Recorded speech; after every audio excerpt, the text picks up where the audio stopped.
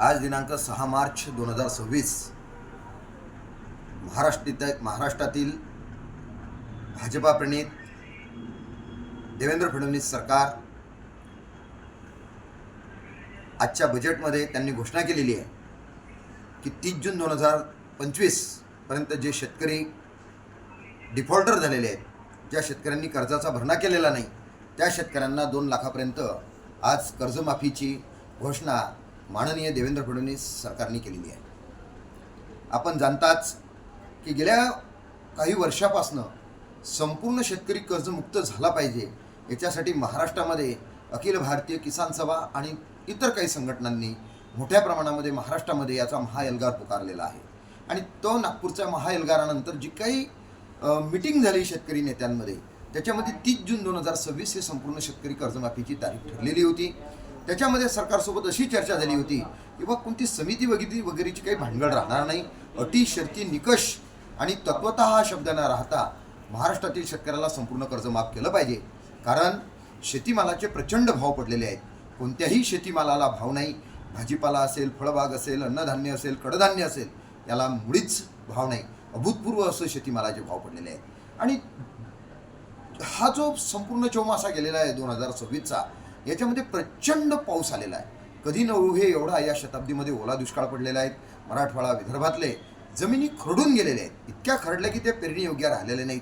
त्याच्यामध्ये पशूंची सुद्धा मोठ्या प्रमाणात हानी झाली, मनुष्य जीवित हानी झाली, संसाधनं वाहून गेलेत आणि शेती पूर्ण पडीत पडली.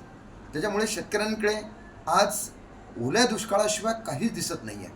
म्हणून महाराष्ट्रातील विदर्भ, मराठवाडा, कोकणपट्टी, पश्चिम महाराष्ट्र आणि उत्तर महाराष्ट्रातील शेतकऱ्याला संपूर्ण कर्ज माफ केलं पाहिजेत.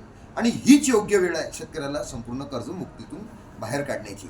हे शेतकरी नेत्यांनी आणि अखिल भारतीय किसान सभेने राज्य सरकारला वारंवार त्यांच्या लक्षात आणून दिलं, त्यांना सांगितलं आणि सरकारनं पण ते मान्य केलं की 30 जून 2026ला आम्ही ही संपूर्ण कर्जमाफी करतो. आणि त्यांनी तशी घोषणा पण केली आणि तसे त्यांनी त्यांचे शासन निर्णय परिपत्रक पण काढले.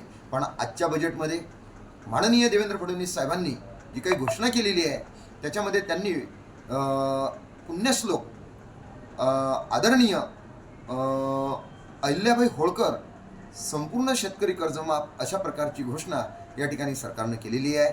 आपल्याला माहिती आहे की आज ज्या मातेचं नाव या योजनेला दिलेलं आहे, त्या मातेचा जो आदर्श आहे, त्यांच्याकडनं जे काही कामाची जी प्रेरणा मिळते, त्याच्यातून सरकारनं संपूर्ण कर्जमाफ जर केलं तरच त्या नावाला साजेशी अशी कर्जमाफी असेल. अन्यथा ही कर्जमाफी सुद्धा 2017 आणि 2019 प्रमाणे अटी शर्ती निकष आणि तत्वतः हा शब्द त्याच्यामध्ये आल्यामुळे लाखोच्या संख्येने शेतकरी हा कर्जमाफीपासून वंचित राहणार आहे. विदर्भ मराठवाड्यामध्ये नव्हे तर महाराष्ट्रामध्ये दिवसाला 8 शेतकऱ्यांच्या आत्महत्या होत आहेत. विदर्भ हा विद्वांचा प्रदेश म्हणून द गार्डियन न्यूयॉर्क पेपरला बातमी आलेली आहे. सरकारनं शहाणा आणि समजदार व्हावं. शेतकऱ्यांचं जे काही शेतीमालाचे भाव पाळून प्रचंड लूट केलेली आहे. आज मक्याचे भाव 1100-1200 रुपये क्विंटलप्रमाणे मका चालला. 7,000च्या आतमध्ये कापूस आहे. प्रचंड सोयाबीनचे भाव पडलेले आहेत. केळी उत्पादक शेतकरी उद्ध्वस्त झालेला आहे. फळ उत्पादक शेतकरी उद्ध्वस्त झालेला आहे. भाजीपाला उत्पादक शेतकरी उद्ध्वस्त झालेला आहे. याला भाव पाळून प्रचंड शासनानं, सरकारनं लुटलेला आहे, व्यापाऱ्यांनी लुटलेला आहे. त्याची लूट वापसी जी काही केलेली आहे ती लूट वापसी आम्ही शेतकरी मागतो. कारण आम्हाला लुटीतून लुटमार आमची या ठिकाणी झालेली आहे. म्हणून सरकारला आम्ही या ठिकाणी आवर्जून सांगू इच्छितो, आमचं आव्हान करू इच्छितो की हीच योग्य वेळ आहे. शेतकऱ्याला संपूर्ण कर्ज माफ करा. आणि तुम्ही दुसरी एक घोषणा केलेली आहे त्यात की ज्या शेतकऱ्यांना नियमित शेतकरी आहेत, जे नियमित कर्ज भरतात, त्यांना आम्ही 50,000 रुपयापर्यंत आम्ही प्रोत्साहन भत्ता देऊ. पण मला माननीय देवेंद्र भाऊंना असं म्हणायचं आहे की तुम्ही 2014मध्ये सत्तेत होते, तुम्ही सुद्धा 40,000 कोटीची कर्जमाफी केली होती आणि त्याच्यामध्ये तुम्ही त्यापैकी 19,000 कोटीची कर्जमाफी तुमच्या काळामध्ये केलेली आहे आणि तुम्ही प्रोत्साहनपर 50,000 रुपये देतो. तर माननीय देवेंद्र भाऊ, आपण 2014चेच अजून प्रोत्साहनपर शेतकऱ्यांना पैसे दिलेले नाहीत. 2019मध्ये सुद्धा जे काही 19,000 कोटीची कर्जमाफी झाली माननीय उद्धवजी ठाकरे यांच्या सरकारमध्ये, त्याचे सुद्धा प्रोत्साहनपर पैसे अजून शेतकऱ्यांच्या खात्यात नाही. उलट माझ्या बुलढाणा जिल्ह्यातील खामगाव तालुक्यातील लांजूळ गावचा सिंगाडे नावाचा शेतकरी हा आपल्या सरकारच्या विरोधामध्ये लोकपाल यांच्याकडेच न्यायालयामध्ये आपला न्याय मागत आहे. त्याचा न्याय त्या ठिकाणी प्रविष्ट आहे. त्याला न्याय मिळाला पाहिजे. सोबत सर्व शेतकऱ्यांना सुद्धा न्याय मिळाला पाहिजे.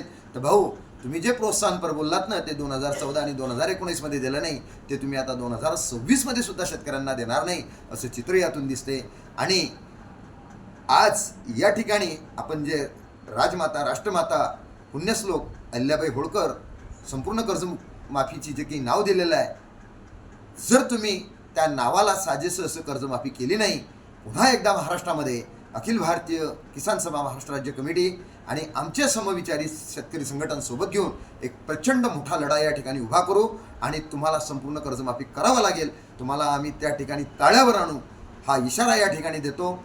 थांबतो. शेतकरी एकजूट जिंदाबाद. अखिल भारतीय किसान सभा जिंदाबाद.